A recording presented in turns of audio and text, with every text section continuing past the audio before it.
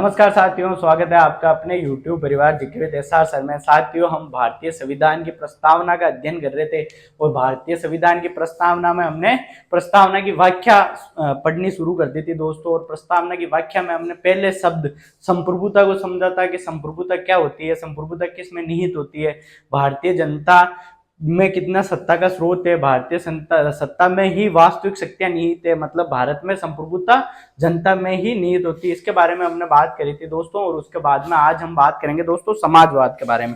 किसके बारे में बात करेंगे? समाजवाद। हमारा हम क्या पढ़ रहे थे दोस्तों? भारतीय राज व्यवस्था।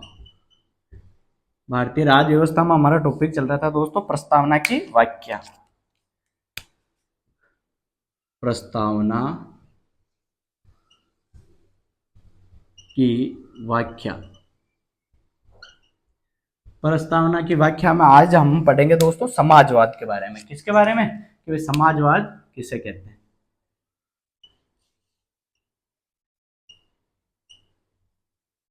समाजवाद। अब दोस्तों आपके सामने ये समाजवाद शब्द दिखते ही आपके दिमाग में घोड़े दौड़ने लग गए होंगे कि ये समाजवाद क्या है। मतलब भारत के अंदर समाजवाद अगर इस शब्द को जोड़ा गया 42वें संविधान संशोधन 1976 के तहत, आपको पता है कि यह शब्द बाद में प्रस्तावना में जोड़ा गया। मूल जो भारत के संविधान की प्रस्तावना थी उसमें यह शब्द नहीं था। अगर इस शब्द को जोड़ा गया समाजवाद, इसके पीछे के क्या तर्क थे? मतलब हमारे जो संसद के लोग थे उन्होंने क्या सोचा कि भाई समाजवाद को क्यों जोड़ना चाहिए दोस्तों। अब देखो, इसको समझने के लिए हमें पहले चलना होगा दुनिया की दो महाशक्तियों के बारे में जानने के लिए दोस्तों। पहले हम किसके बारे में बात करेंगे दोस्तों?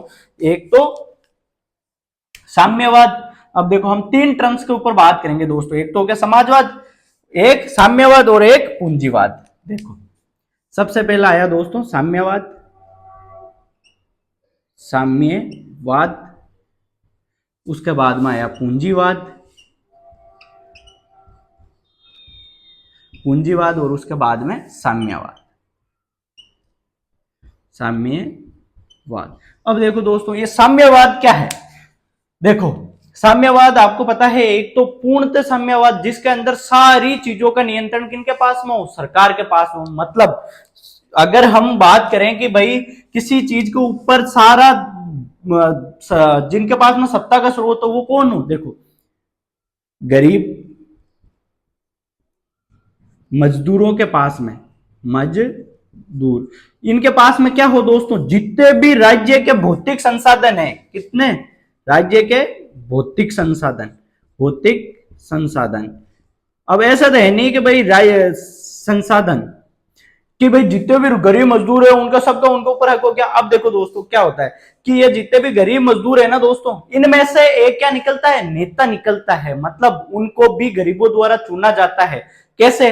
कि भाई जब वहां पे क्या हुआ कि मतलब जो भी वहां पे जो सरकारें थी, जो राजा था, उनके खिलाफ में क्या होते हैं दोस्तों? आंदोलन होते हैं। आंदोलन होते हैं, उसके बाद में क्या करते हैं ये लोग कि भाई हमारे में से नेता चुनो। अब जो गरीबों की मजदूरों की जो बात करता है दोस्तों, वो क्या बन जाता है?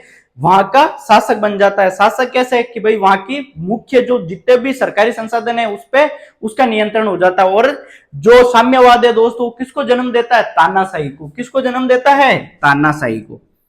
तानाशाही। अब देखो कि भाई अगर आप बात कर रहे हो कि भाई साम्यवाद, तो आपको पता है अभी वर्तमान में कौन से देशों के अंदर पूर्णतः साम्यवाद है दोस्तों? अगर हम इस दुनिया में अभी वर्तमान में पूर्णतः साम्यवाद की बात करें दोस्तों, तो एक देश है क्यूबा। क्यूबा जो कि उत्तरी अमेरिकन देश है। मतलब अमेरिका के नीचे एक छोटा सा लगा हुआ देश है जो क्यूबा है। आपने 1962 के अंदर क्यूबा क्राइसिस सुना होगा, जब रशिया ने, जो उस समय का सोवियत यूएसएसआर हुआ करता था, उसने क्या करा था? अमेरिका के ऊपर सारी परमाणु मिसाइलें तैनात कर दी थी दोस्तों।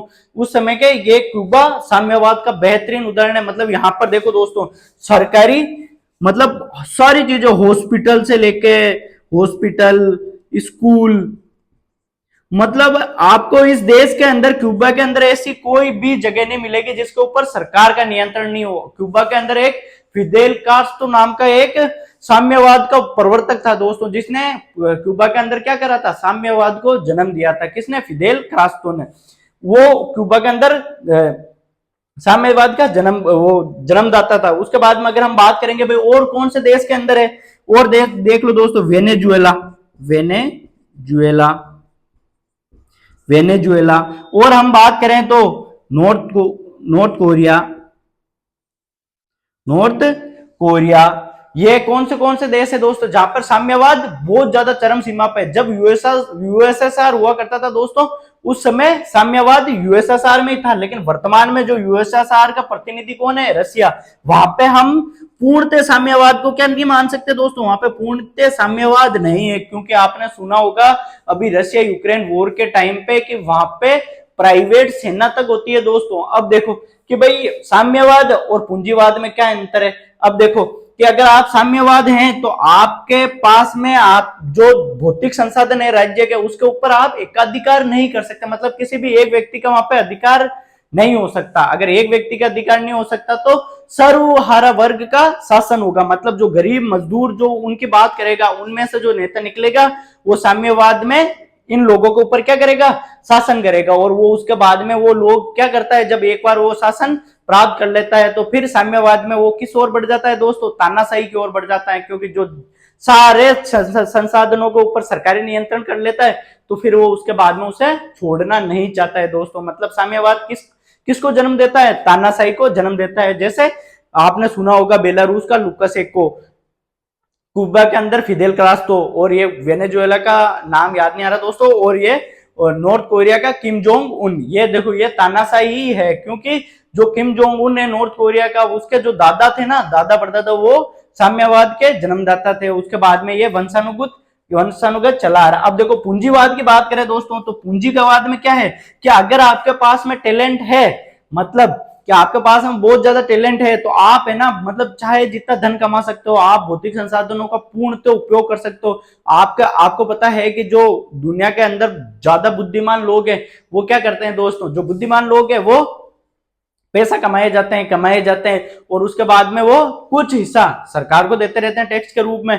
और ये पूंजीवाद मुख्यतः कहां पे है दोस्तों, पूंजीवाद देखो एक तो है USA, United state of America, एक ऑस्ट्रेलिया, और इनके जो पिछले को दो देश है दोस्तों, एक यूके मान लो आप, यूके, फ्रांस। यहाँ पे क्या है, पूंजीवाद है, मतलब कैपिटलिस्ट इकोनॉमी है यहाँ पे। कैसे कि भाई जितने भी लोग हैं वहां के, मतलब अगर आप पैसा कमाना जानते हो तो आपको कोई रोक टोक नहीं होगी, मतलब आप चाहे जितना धन का उपार्जन कर सकते हो, आप चाहे जितने संसाधनों का दोहन कर सकते हो, बस आप पैसा कमाओ दोस्तों। अब देखो, अब ये दोनों ही चीजें, मतलब गरीब मजदूर और यूएसए, ये दोनों मिलके, मतलब अगर तो फिर इसके अंदर पूंजीवाद में गरीबों का कोई हित नहीं होता दोस्तों, ये हकीकत है। मतलब पूंजीवाद के अंदर गरीबों का कोई मतलब नहीं होता, मतलब उनके सुनने वाला कोई भी नहीं होता। कैसे कि भाई आप में अगर टैलेंट है तो आप पैसा कमाओ, अगर आप में नहीं है तो उसके बाद में आप बैठे रहो। क्योंकि आपको पता है कि अमेरिका के अंदर बड़ी बड़ी कंपनियां, आपने चाहिए एप्पल के बारे में सुना होगा, गूगल के बारे में सुना होगा, चाहे ब्लू ओरिजन के बारे में सुना होगा दोस्तों, ये सारी जितनी भी कंपनियां हैं ये क्या है, ये प्राइवेट कंपनियां, मतलब वहां के सारे जो ज्यादातर आपको पता है कि नासा है, नासा पहले कहां पे सैटेलाइट भेजता था दोस्तों, low earth orbit, middle earth orbit और हाई अर्थ ऑर्बिट में, यहाँ पे सैटेलाइट भेजता था। उसके बाद में उसने ये काम अब पूर्णतः प्राइवेट कंपनियों को दे दिया है। मतलब अब अगर नासा काम करेगा तो कहां करेगा, इंटरप्लेनेटरी सिस्टम पे, मतलब इनके ऊपर मिशन पे काम करेगा नासा तो। और ये जो नीचे जो छोटे मोटे काम रह गए, जो सैटेलाइट भेजने के, ये किसको दे दिया, स्पेस एक्स को दे दिया है, या वहां की और भी जो भी प्राइवेट कंपनियां उनको दे दिया। ये काम किसको दे दिया, ये है पूंजीवाद की निशानी। तो फिर आप सोच रहे हो कि सर ये साम्यवाद क्या है, दोस्तों हम साम्यवाद की ही ओर लौट रहे हैं कि साम्यवाद क्या है और समाजवाद से किस प्रकार से भिन्न है। ये मतलब पूंजीवाद के बारे में बात करें कि पूंजीवाद में क्या होता है दोस्तों, कि मतलब अमीर और अमीर होता जाता है। मतलब अगर आप पैसा कमाना चाहते हो तो कोई आपको मना ही नहीं है, और उसके बाद में आप जितना धन कमाना चाहते हैं, जितना आप में योग्यता है उतना आप कर सकते हो। साम्यवाद में क्या है कि आप मतलब धन का संकेंद्रण नहीं कर सकते। मतलब अगर आपके पास में बहुत ज्यादा पैसे हैं तो आपको क्या करना है कि लोगों में बांटना, मतलब सभी के पास में, अगर आपने पैसे धन का उपार्जन तो कर लिया, लेकिन अब उसके ऊपर सबका नियंत्रण होगा। मतलब कोई भी एक व्यक्ति उसके ऊपर कब्जा नहीं कर सकता। ये किसकी परिभाषा होगी दोस्तों, साम्यवाद की। और साम्यवाद का प्रवर्तक कौन है, यूएसएसआर, जिसका विघटन कब हुआ था, 1991 के अंदर। जब उसका विघटन हो गया 1991 में, तो उसके बाद में रशिया 15 देशों के अंदर टूट गया था, मतलब यूएसएसआर उस टाइम का, और सबसे बड़ा देश निकल के आया था ये रशिया। तो इसकी वजह से हम वहां पे अभी रशिया के अंदर पूर्णतः समाजवाद नहीं है, साम्यवाद नहीं है दोस्तों। और हम बात करेंगे यहाँ पे समाजवाद की, ये साम्यवाद लिख दिया था मैंने। अब देखो, आशा करता हूं दोस्तों आपको ये समझ में आ रहा होगा। समाजवाद, समाजवाद। अब देखो दोस्तों, क्या हमारे भारत में क्या सिस्टम है दोस्तों। अब हमारे भारत के लोगों की एक बड़ी मानसिकता है कि हमारे भारत के लोग, जब से देश आजाद हुआ है तो भारत के लोगों को क्या सिखाया गया, नौकर बनना सिखाया गया। अब सर आप बोल रहे हो नौकर बनना सिखाए, नौकर कैसे बनना सिखाए, क्योंकि पहले क्या होता था, अब आईएएस और ये जो भी बनते हैं दोस्तों, ये क्या है, ये बड़े बाबू है। बड़े बाबू कैसे कि है तो नौकरी ना सरकार के जैसे भी अगर कोई नेता आया तो अब देखो जो समझदार वर्ग थे दोस्तों वो किसमें शामिल हो गया, राजनीति में शामिल हो गया। और नेता, जो कि आपको पता असली ताकत किसके पास में होगी, नेताओं के पास में, जो मुख्यमंत्री होगा, जो प्रधानमंत्री होगा उनके पास में। और बाकी जो नौकर वर्ग कौन रह गया, ये आईएएस, कलेक्टर, चाहे कोई भी हो दोस्तों, ये इसमें शामिल हो गया। अब नेता आते ही क्या हो गया, कलेक्टर को खड़ा होना पड़ा है। तो अब कलेक्टर को क्या है, सब पता होता है दोस्तों, वो क्या बोलता है, मुझे पता है। अगर कोई भी काम बोलता है तो क्या बोलता है, मुझे पता है। अब देखो हमारे भारत में आज इज्जत किसकी है, कि अगर कोई प्राइवेट कंपनी में कमाता है, चाहे वो महीने की 1 लाख 1.5 लाख तनख्वाह कमा रहा है, लेकिन जो 30,000 का जो गवर्नमेंट एम्प्लॉय है दोस्तों, उसकी ज्यादा इज्जत है। क्यों, क्योंकि उसको सरकार ने लिखित में दे रखा है कि तू अब हमारी प्रॉपर्टी है, मतलब सरकार के प्रति, सरकार उसके प्रति क्या है, जवाबदेही है। अब हमारे भारत में क्या है दोस्तों, अब आप सोच रहे होगे सर इतना बड़ा लेक्चर दे दिया आपने, साम्यवाद, पूंजीवाद, पता नहीं कहाँ कहाँ ले गए आप, तो ये समाजवाद समझाने वाले थे दोस्तों। समाजवाद हमारे भारत में कैसा समाजवाद है, उदारवादी समाजवाद है। मतलब हम पूंजीवाद को भी लेकर चलते हैं तो साम्यवाद को भी लेकर चलते हैं। मतलब कैसे, कि हमारे पास में जो अडानी, अंबानी, ये जो भी आपने सुना होगा, तो ये क्या करे कि भाई ये पैसा कमाए, आपके पास में टैलेंट है तो पैसा कमाए। लेकिन आपने सीएसआर स्कीम सुनी होगी, जितने भी बड़े बड़े कॉर्पोरेट घराने हैं वो क्या करते हैं, सीएसआर स्कीम के तहत जो 5-10% क्या होते हैं वो समाज के ऊपर खर्च करते हैं। तो ये क्या करते हैं फिर, ये दोनों पूंजीवाद और साम्यवाद हमारे देश में दोनों ग्रो करते हैं। और उसके बाद में ये सरकार को टैक्स देते हैं, और उसके बाद में सरकार क्या करती है, गरीबों के और मजदूरों के जो योजनाएं घोषित करती है। आपने सुना आयुष्मान भारत योजना, ये जितनी भी आपने योजनाओं के नाम सुना होगा। कोविड-19 के दौरान जो फ्री वैक्सीन लगी दोस्तों, ये किसके तहत लगी, कहां से लगी, क्योंकि ये जितने भी बड़े पैसे उद्योग घराने उन्होंने हमारे देश को क्या करते रहते हैं, ये फंड करते रहते हैं। मतलब जितना भी कमाते हैं वो फंड करते रहते हैं, किसको, हमारे देश को। अब आप दोस्तों ऐसे सोच रहे होगे कि हमारे देश में ये सारी चीजें तो चल रही है पैरेलल, तो इसका हमारे देश के ऊपर क्या प्रभाव पड़ता है। मतलब मजदूर, ये जो गरीब लोग है वो क्या करते हैं दोस्तों, हमारे देश के जितने भी लोग हैं इनको शुरू से, जब अंग्रेज यहाँ पे आए थे दोस्तों, उसी समय से इनको नौकर बनना सिखाया था। नौकर कैसे, क्या आप नौकर बन जाओ और उसके बाद में आपको एक तय सैलरी मिलेगी, मालिक बनना नहीं सिखाया था। तो गांधी जी, क्या आपको लगता है गांधी जी जो उद्योगिक घराने थे और उनके विपक्ष में थे या पक्ष में थे दोस्तों, गांधी जी ने कभी भी बड़े उद्योग घरानों को, जो भी आपको पता है, ये टाटा और ये बिरला और ये बजाज, ये हमारा आजादी के पहले के थे दोस्तों, जब देश के अंदर स्वदेशी आंदोलन चल रहा था। तो या स्वदेशी आंदोलन चल रहा था तो क्या हुआ कि जब देश में इन आंदोलनों के दौरान हमारे देश के लोगों को क्या बनना सिखा रहे थे, मालिक बनना, कि जब तक आप मालिक नहीं बनोगे जब तक हमारे देश का उत्थान नहीं हो सकता। मतलब गांधी जी इनके पक्ष में थे या विपक्ष में थे, गांधी जी ने कभी भी इनके विपक्ष में नहीं था। गांधी जी का सिर्फ इतना कहना था कि जितने भी भौतिक संसाधनों का अगर जिनके पास में टैलेंट है वो उपयोग करके अधिक से अधिक मात्रा में धन उपार्जन करे, उसके बाद में अपने आवश्यकता के अनुसार, मतलब आपको जितनी जरूरत है उतना धन अपने पास में रखो, बाकी आप जनता के अंदर वितरण कर दो। मतलब सबके पास में तो समान दिमाग होने से रहा।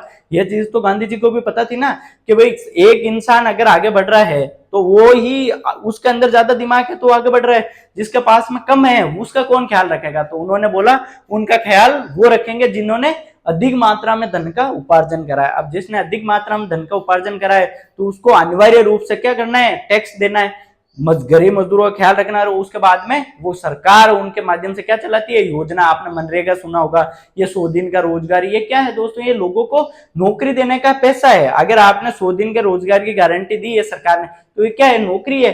आपको मालिक बनना तो सिखा नहीं रहे हैं, क्या कर रहे हैं, ये कड़वा सच है दोस्तों, इसको आपको समझना होगा कि क्या है हमारे देश की वर्तमान स्थिति क्या है दोस्तों, हमारे देश में क्या है कि जनता अगर पढ़ लिख गई तो सरकार को वोट देने ही नहीं जाएगी। अगर जनता मालिक बनना सीख गई तो सरकार का कौन पूछेगा, सरकार को कौन पूछेगा, सारे के सारे फिर स्टार्टअप होंगे, हमारा देश विकसित नहीं हो जाएगा दोस्तों। तो सरकार क्या करती है, आपको फ्री में राशन उपलब्ध कराती है, फ्री में बिजली उपलब्ध करवाती है, और ये मनरेगा जैसी योजना दोस्तों, मनरेगा ये क्या इनका क्या उद्देश्य है, ये उद्देश्य था पहले 1960 तक के देश के अंदर बड़ी मात्रा में तालाब का इनका निर्माण हो, बड़ी बड़ी जगह हमारी जमीन कट्टी पिट्टी को इनको सही किया जाए। वर्तमान में स्थिति क्या है, लोग जाते हैं बैठते हैं, सारे पैसों को कोई भी सदुपयोग तो होता नहीं है, उसको खत्म किया जा रहा है। ये हमारे समाजवाद की क्या है, सबसे बड़ी गलती है दोस्तों, और ये सरकारें इसके ऊपर बिल्कुल भी ध्यान नहीं दे रही है।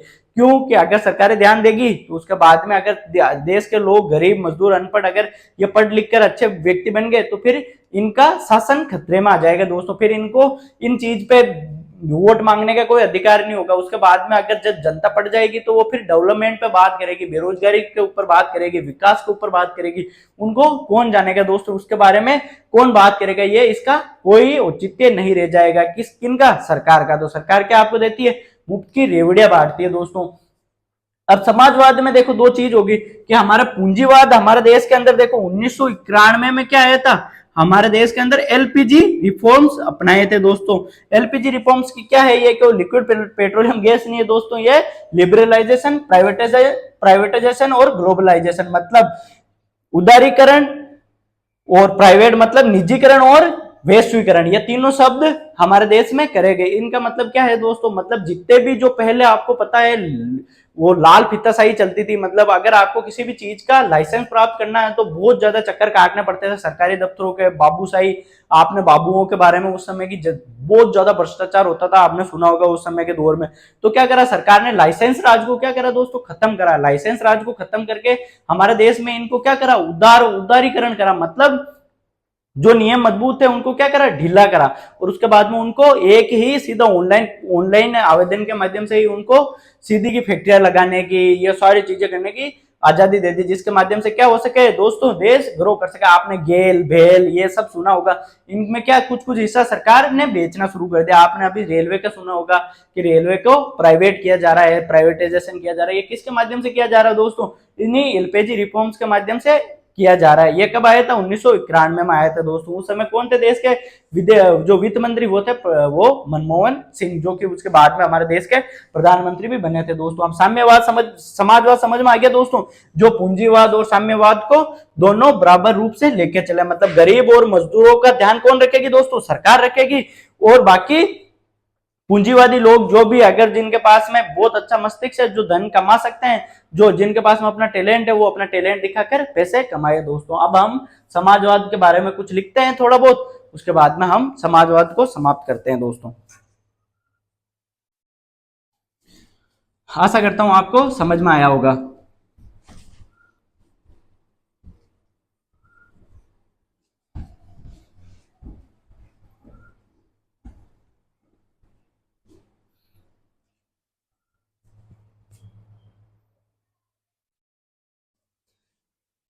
लिखो,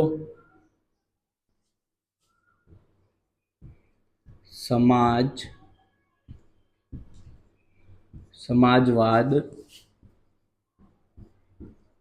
का तात्पर्य है समाज को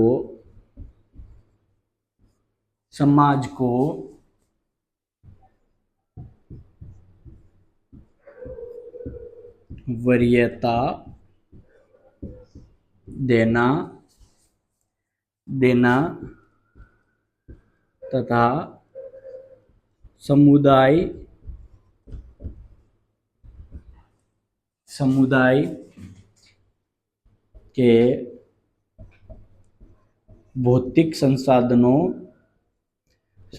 के भौतिक संसाधनों का नियंत्रण व वितरण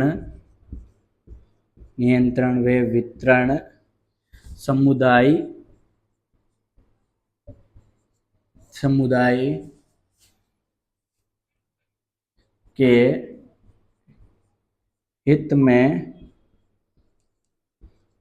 हित में करना। अब देखो, धन का संकेंद्रण रोकना, धन का संकेंद्रण रोकना। भारत में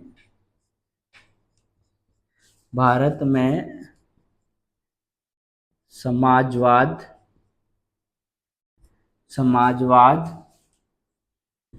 मार्क्सवाद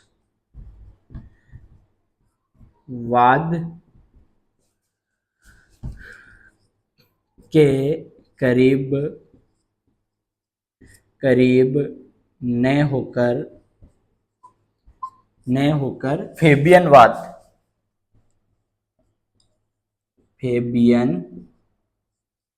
फेबियनवाद के ज्यादा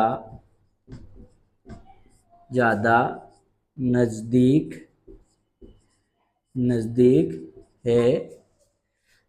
है। लिख लो दोस्तों एक बार, इसके बाद में आगे देखते हैं। जल्दी लिखो। देखो, समाजवाद क्या है दोस्तों? समाजवाद का तात्पर्य क्या है? पहले तो हमने समाजवाद को वैश्विक स्तर पर समझा, उसके बाद में हम इसको अब लिखते हैं दोस्तों। देखो, समाजवाद का क्या तात्पर्य दोस्तों? समाज को वरीयता देना तथा सामुदायिक के भौतिक संसाधन है ना दोस्तों, उनका नियंत्रण व वितरण समुदाय के हित में करना। मतलब जितने भी देश के भौतिक संसाधन है, प्राकृतिक संसाधन है, उनको समाज के हित में, मतलब समाज के लोगों को बराबर रूप में उनका बंटवारा करना दोस्तों। उसके बाद में धन का संकेंद्रण रोकना, मतलब एक व्यक्ति के पास में पूरा का पूरा धन नहीं होना चाहिए, सबके रूप में समान रूप से उनका वितरण होना। उसके बाद में देखो, भारत में देखो मार्क्सवाद है ना, मार्क्सवाद ये करीब है दोस्तों, गरीब नहीं, करीब। देखो, भारत में साम्यवाद है ना, जो समाजवाद दोस्तों, मार्क्सवाद के जो विचार है दोस्तों, उसके करीब ना होकर किसके पास ज्यादा करीब है दोस्तों? फेबियनवाद के ज्यादा नजदीक है दोस्तों। जल्दी से लिखो इसको।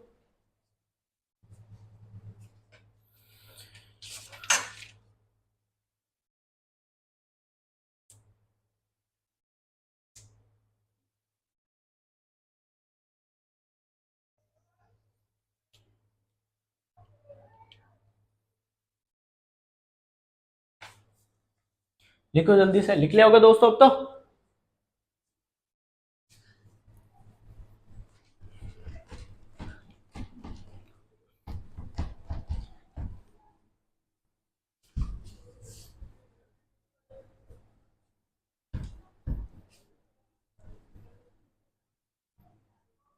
अब देखो दोस्तों, एक डीएस नकारा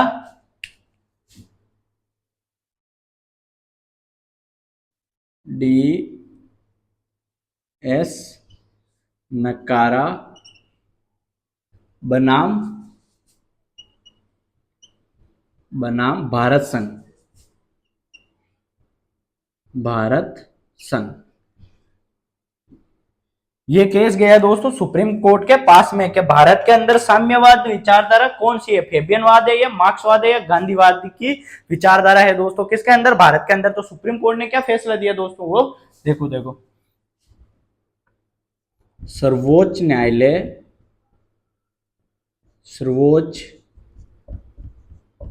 न्यायालय ने कहा, भारत में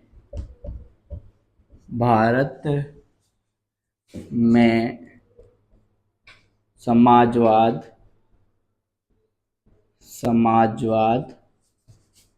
मार्क्सवाद व गांधीवाद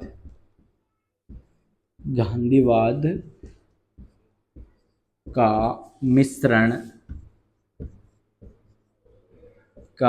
मिश्रण है, लेकिन गांधीवाद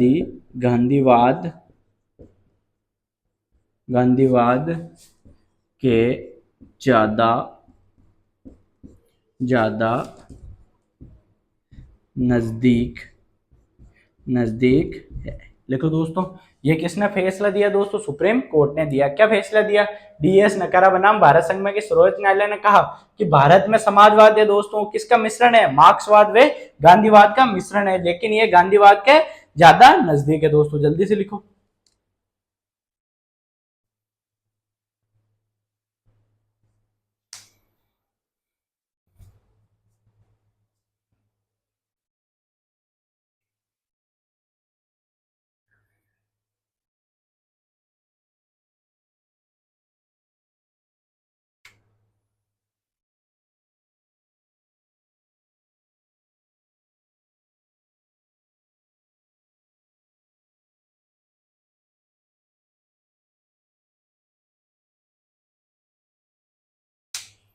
लिखो दोस्तों जल्दी से।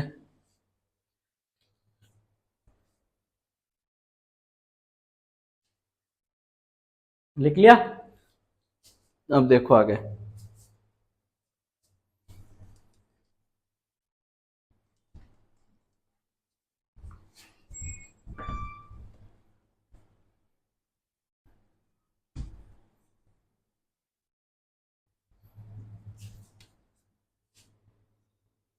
भारत के संविधान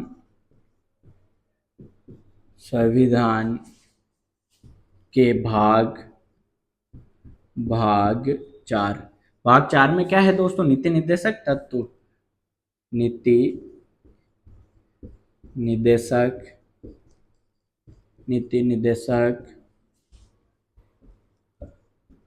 तत्व में समाजवाद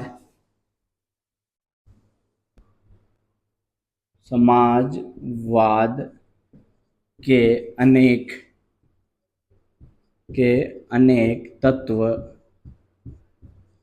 तत्व शामिल है। अब देखो दोस्तों, पहला अनुच्छेद बात करेंगे हम किसके बारे में? अनुच्छेद 38 के बारे में, 38 के बारे में दोस्तों।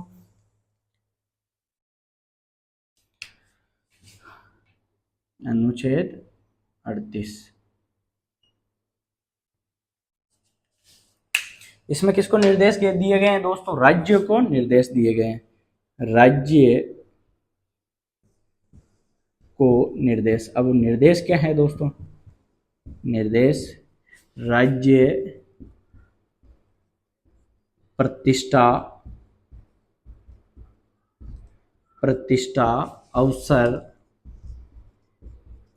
अवसर आय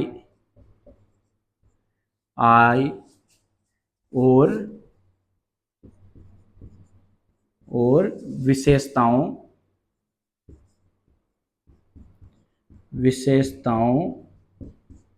विशेषताओं की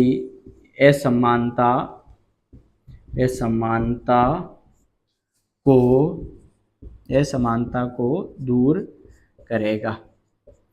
इनको दूर करेगा दोस्तों? असमानता को दूर करेगा। अब हम बात करेंगे दोस्तों किसको? अनुच्छेद 39 बी के बारे में। अनुच्छेद 39 बी, इसमें देखो राज्य समाज के भौतिक संसाधनों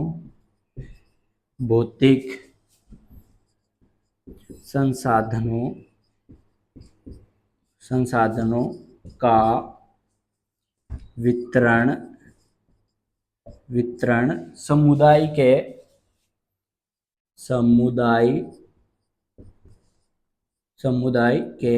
हित में करेगा। ये दोस्तों समाजवाद के नजदीक आर्टिकल है 38 और 39 भी। देखो, राज्य को निर्देश राज्य प्रतिष्ठा अवसर आय और विशेषता सुविधाओं की असमानता सुविधाओं की असमानता को दूर करेगा दोस्तों। और अनुच्छेद 39 बी में राज्य समाज के भौतिक संसाधनों का वितरण समुदाय के हित में करेगा। ये किस में? अनुच्छेद 39 बी में है, ये अनुच्छेद 38 में है दोस्तों। तो ये नीति निर्देशक तत्व हम पढ़ेंगे दोस्तों जब इनको और विस्तृत तौर पर पढ़ेंगे, लेकिन अभी ये किसकी ओर, किसके पास में, ये समाजवाद के पास में है कि हमारे भारत के कौन से आर्टिकल में समाजवाद की झलकी मिलती है दोस्तों, तो उसको भी हम समझते चल रहे हैं। अब देख रहे होगे दोस्तों हम कितना डीप से भारतीय राज्य व्यवस्था का अध्ययन कर रहे हैं, एक एक चीज को समझ रहे हैं दोस्तों। बस आपको चैनल को ज्यादा से ज्यादा संख्या में शेयर करना है, लाइक करना है, सब्सक्राइब करना है चैनल को, बस इतना ही करना है दोस्तों। अगर आप चाहते हो कि और भी अच्छा हम कंटेंट उपलब्ध कराएं तो जल्दी से जल्दी हमारे 10 के सब्सक्राइब की और चैनल को बढ़ाएं और ज्यादा से ज्यादा संख्या में शेयर करें दोस्तों। जल्दी लिखो, इसके बाद में हम आगे देखते हैं।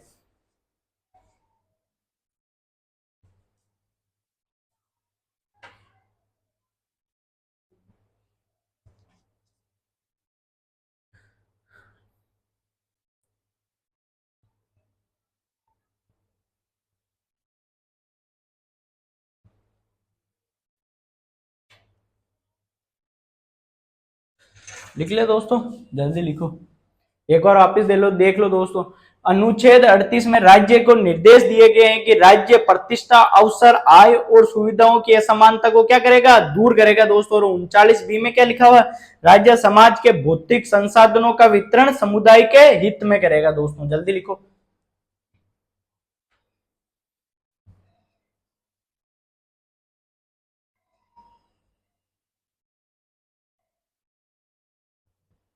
लिख लिया। अब देखो,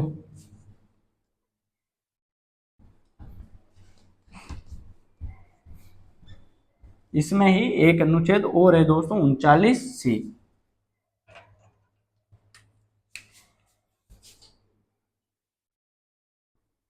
अनुच्छेद 39C, इसमें क्या है दोस्तों, राज्य धन और उत्पादन के संकेंद्रण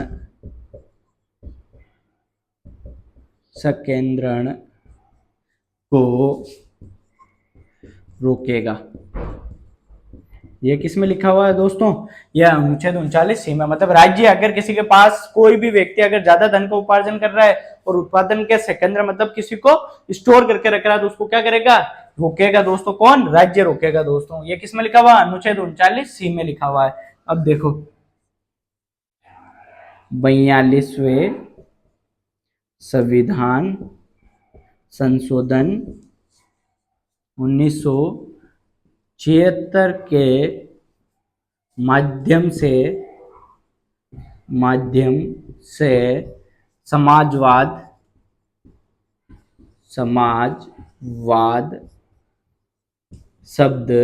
शब्द जोड़ा गया। समाजवाद शब्द जोड़ा गया। लिखो दोस्तों जल्दी से, इसके बाद में आगे बात करते हैं। राज्य धन और उत्पादन के संकेंद्रण को रोकेगा, ये किस में लिखा हुआ है, अनुच्छेद 39C में। और 42 संविधान संशोधन 1976 के माध्यम से समाजवाद शब्द को जोड़ा गया था दोस्तों। जल्दी लिखो, इसके बाद में आगे देखते हैं।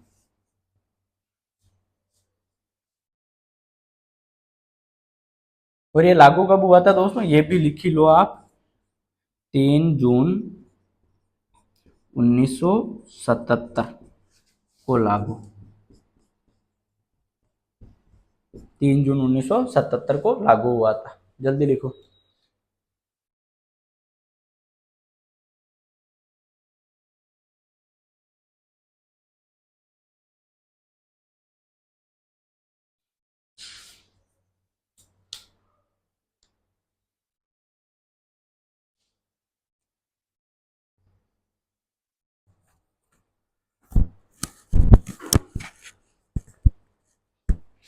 लिख लिया दोस्तों।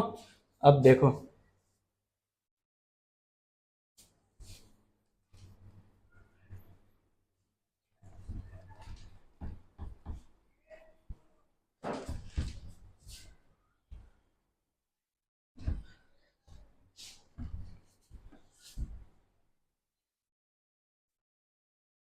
अब देखो दोस्तों, एक और चीज के बारे में बात कर लेते हैं हम। क्या एलपीजी एलपीजी रिफॉर्म्स रिफॉर्म्स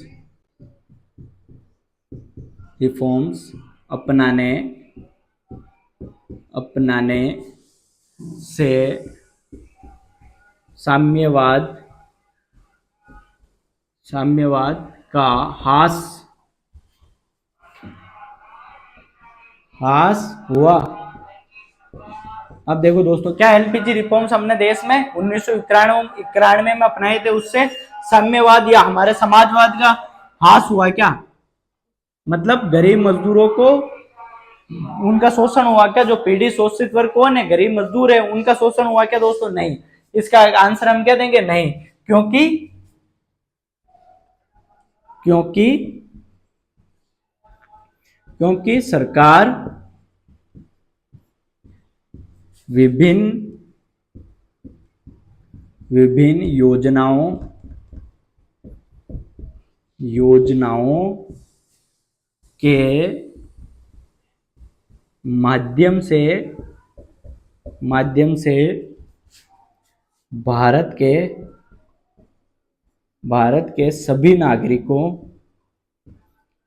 सभी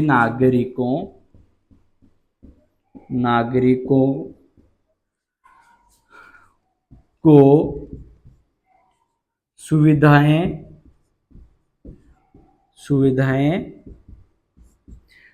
क्योंकि सरकार विभिन्न योजनाओं के माध्यम से भारत के सभी नागरिकों को सुविधाएं उपलब्ध करवाने के लिए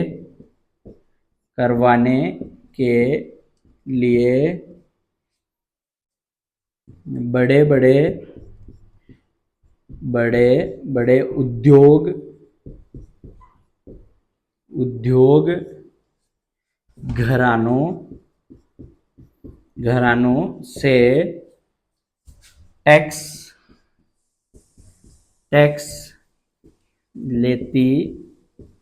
लेती है, जिसके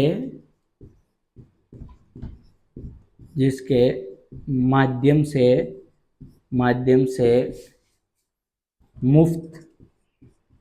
मुफ्त राशन,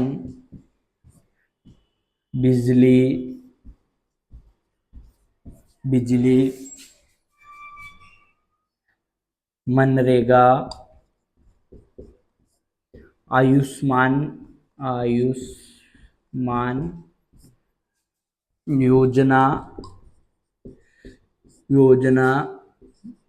जैसी अनेक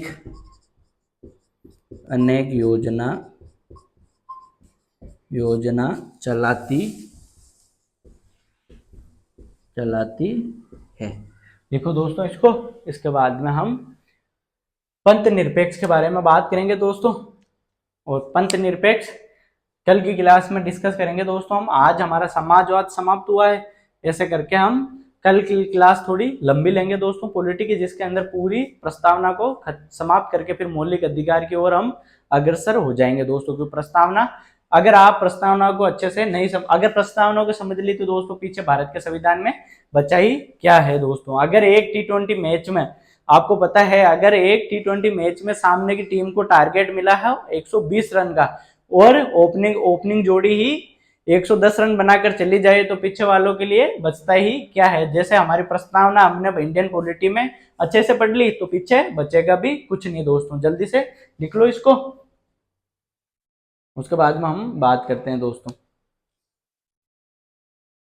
ठीक है। अपना ख्याल रखें, छोटों को प्यार दे, बड़ों को सम्मान करें, अपना व्यक्तित्व इस प्रकार से विकसित करें दोस्तों कि महिलाएं आपके साथ में सुरक्षित महसूस करें दोस्तों। जय हिंद।